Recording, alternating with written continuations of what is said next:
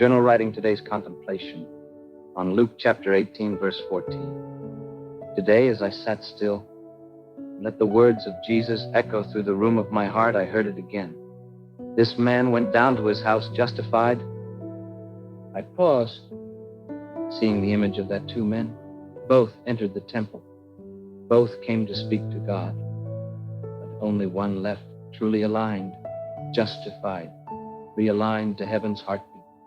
And as I sat with this image, I found myself quietly, deeply, leaning toward the one who beat his chest and cried out, "God, be merciful to me, a sinner." That's me. That's where I am right now. But not in shame, or not in condemnation. It's in the simple honesty of knowing I come to him not to impress, but to surrender. I've lived enough years to know the voice of a Pharisee, not just in others, but also in me. I've heard it through people in church who thought their titles or their spiritual gifts gave them more access to God. I've felt it in the marketplace when men with polished achievements looked down on my pain. And yes, I've whispered it to myself, trying to prove my worth through effort, perfection, and control. And today, I let that voice fade. I release the judgments. I release the hurt. I forgive the person and his words that were spoken to me in pride. I even forgive myself for believing them. Because this verse doesn't ask me to fight for my right.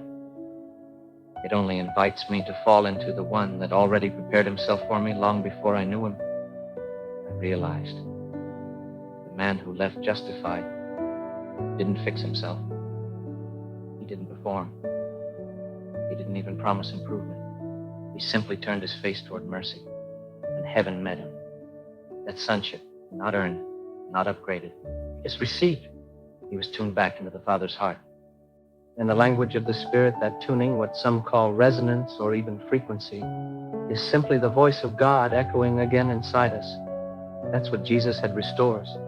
Not just a status in heaven, but a sensitivity, a stillness where God's own nature begins to realign the way I think, feel, respond, and even believe. Paul calls it the renewing of the mind. Peter calls it partaking of the divine nature. The mystics call it union. And my recent learning from Chris Blackaby would say, the divine code, God's image in me, is being reawakened. His spirit in me isn't just a doctrine. It's a new spiritual blueprint, reconfiguring everything from the inside out. So I sit with this. I don't have to climb to be heard. I don't have to fix my symptoms to be loved. I don't have to escape weakness to prove I'm healed. I only have to stay tuned, in tune to his spirit, to lean in, to be honest and open heart, to remain open and in tune to his mercy. Because in that space, heaven draws near and recodes everything. And so I pray, not with pressure, but with permission. Lord, tune my heart. Detach me from the noise of self-justification. Let me walk in the humility that aligns me with you. Not because I want to feel spiritual, but because I want to be real. I want to live from that place, not as a visitor in the temple, but as one whose heart has become the temple. The man who left justified didn't just go home. He went home carrying something new. So today, I walk home with this. Let humility be the posture that opens the gates of sonship. Let honesty be the rhythm that realigns my inner world. Let my hunger for healing never outweigh my desire for union. I don't want to just feel better. I want to be restored into who I really am. And here I ask myself, am I willing to stay tuned to the Father's voice even when my body feels out of tune?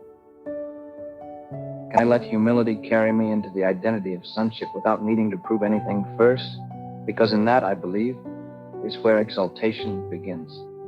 Not in the lifting of self, but in the lowering that lets God lift me into himself again. Amen.